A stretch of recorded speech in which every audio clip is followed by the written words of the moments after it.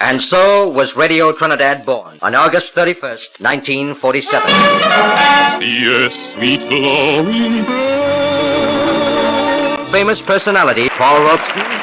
It wants Congress to protect people, this means colored people, in their right to vote at all federal. The Southerners are not bigots. They understand that eventually the situation will have to develop, so there is equality among the races. Passage of a Permanent Fair Employment Practices Act, sponsored by the administration, failed of passage in either house. Don't care if you're young or old, get together and let the good times roll. Here comes the pitch. Drive, here comes Jackie Robinson, and Oakland wins. 1947 to 1972, one of the most important periods of American social history. Mostly important because of the Civil Rights Movement, which put on full view the best and the worst of us. It solidified the character of heroic figures like Martin Luther King Jr., the courage of those that marched with him, and there's even more to tell about the commitment of those who made an impact after the march was over. The National Association of Real Estate Brokers was born out of the Negro Business League, and its founder, Booker T. Washington. In the summer of 1947 in Tampa, Florida, 12 people committed their voice to fight for the rights of African American homeowners. Our story of all the change they accomplished begins by looking at the society they were trying to change. It's the 1930s in the wake of the Great Depression, and FDR is president. His plan to bring economic relief to millions of Americans with a program called the New Deal. It was the HOLC that created residential security maps, and from these maps, we see the first references of redlining, making it impossible for blacks to finance homes. That's when redlining really put its foot forward. None of those new deals were applying to black Americans. In 1931, the black home ownership, it was 20%. White home ownership rate was 45%. He knew that. But then they created FHA and they said blacks can't get FHA mortgages.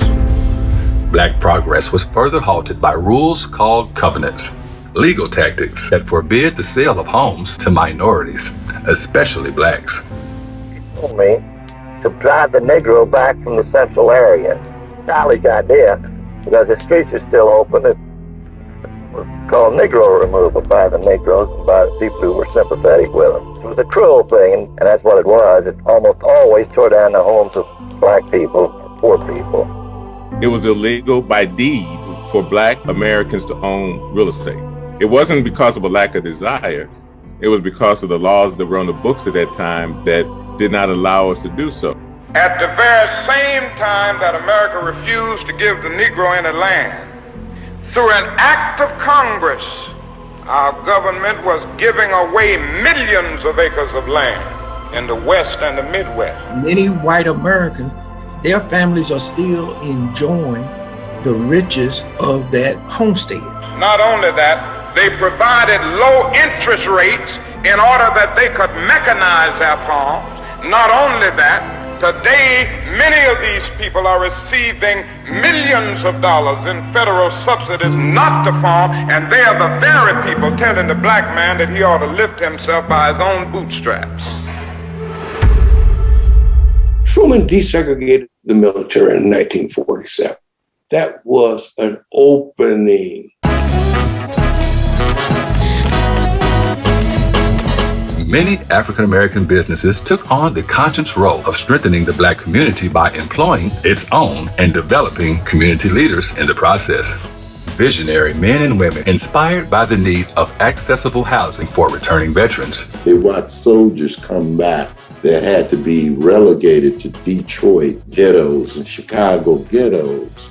So the mindset was, we got to break down these walls. We got to break down these challenges for America so that we, as black Americans, can own. It came to a point where they thought they could better serve by uniting. And those 12 people, 11 men, 1 woman, came together and developed the National Association of Real Estate Brokers.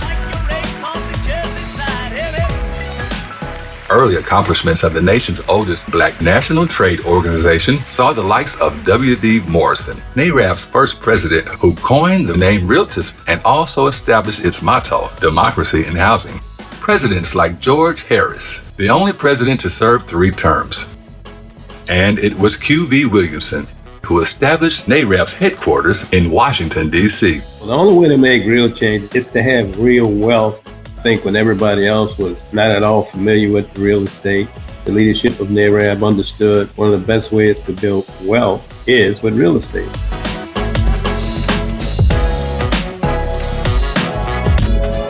One important person at NAREB was a fellow by the name of Booker McGraw. Booker introduced us to government, how things operated, how important it was to be involved in the politics of housing. Both Michaud brothers have been past attorneys for NAREB, and their father was a pioneer charter member. Right near the end of the Montgomery bus boycott, I began my friendship with Martin King. One of the things that Martin always told me, said, you know, Mickey, he said, you make a good politician. That was the year that I finished law school, decided at that point that maybe Martin was right.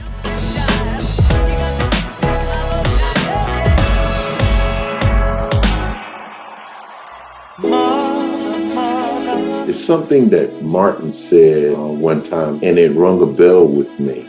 And he talked about the hardest fight that he had to do with housing. That's our greatest fight as black people.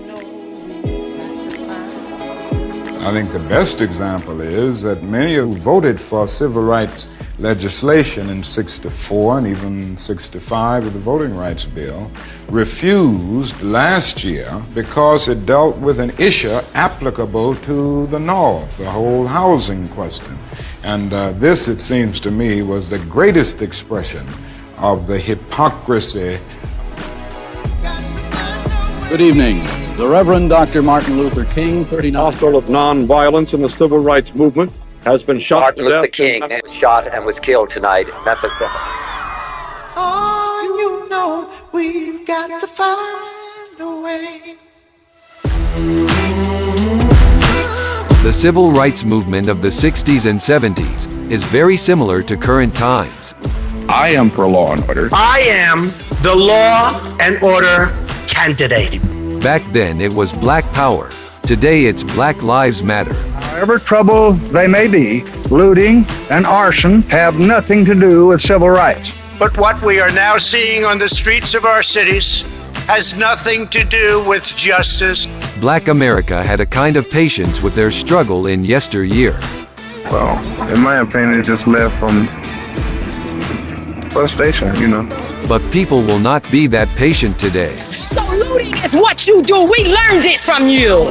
We learned violence from you. So if you want us to do better, then damn it, you do better.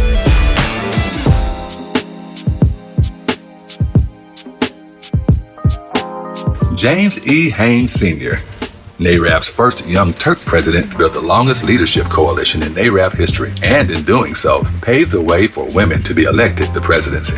Jim opened doors in NAREB, allowing women to have a prominent position. To have the chance to represent black people locally, statewide, and nationally, that was just a dream come true to me. The realtors, they have been successful in passing the torch down, and it has paid off. Like without Booker T, there would have not been a National Business League.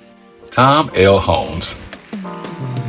A true powerhouse, his efforts with HUD and Fannie Mae resulted in the doubling of NAREB membership. Kick those barriers down. Realtors and black folk had direct access of Fannie and Freddie REOs, and that became enormously effective for our members. Evelyn A. Reeves. Oh my God. And Dr. Evelyn Reeves, biggest state in the country. Good looking, successful. She has displayed nothing but excellence. As NAREB's first female president, Ms. Reeves was instrumental in solidifying National Bank support of NAREB and the passage of the Financial Institutions Recovery Enforcement Act legislation. See, I know that what the organization has done for me, I would not be in the position I'm in today if it had not been for NAREB. Ms. Reeves demonstrated leadership for realtors nationwide through her support of member testimonies before Congress. We work together to make sure we have the greatest organization that we can have. And that's what we're going to continue to do. And of course, the basis for that coming together was the Black church.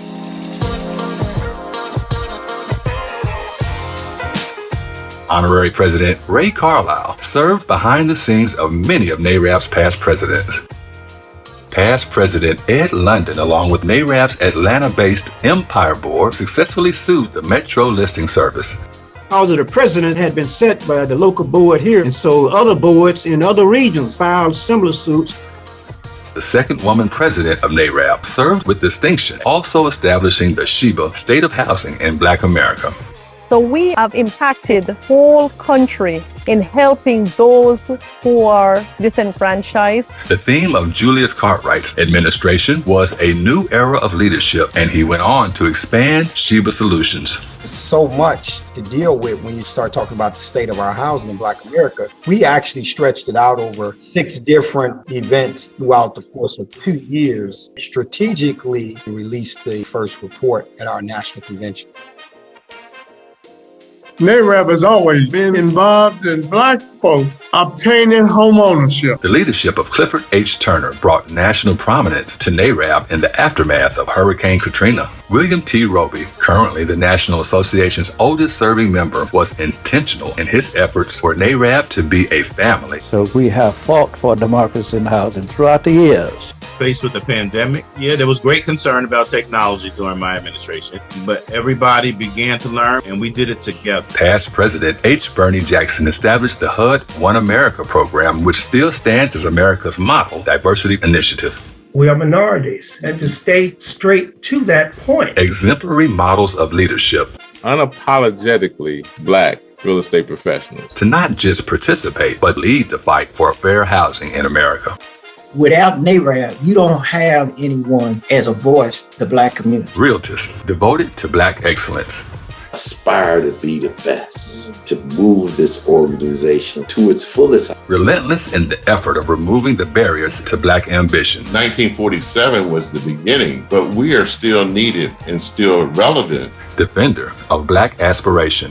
We understand the struggle. We as a people understand the struggle much more so because we designed the fight for the struggle. And dedicated to the dream of Black home ownership. We have to continue to fight for economic opportunities in this country, and recognizing that is a big part of the reason why I serve and will continue to serve the National Association of Real Estate Brokers.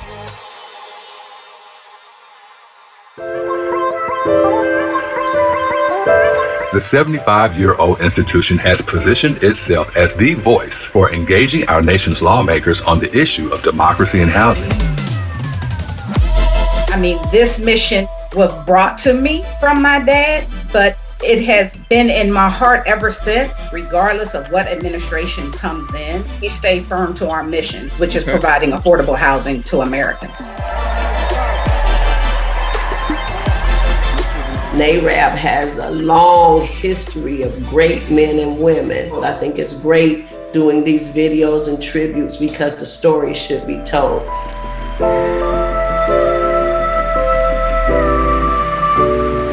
Let us tell you the story of our struggles that brought us to where we are today, but also let us tell you the stories of our successes that's going to continue that legacy. Happy 75th anniversary from the National Association of Real Estate Brokers. We all want to thank you.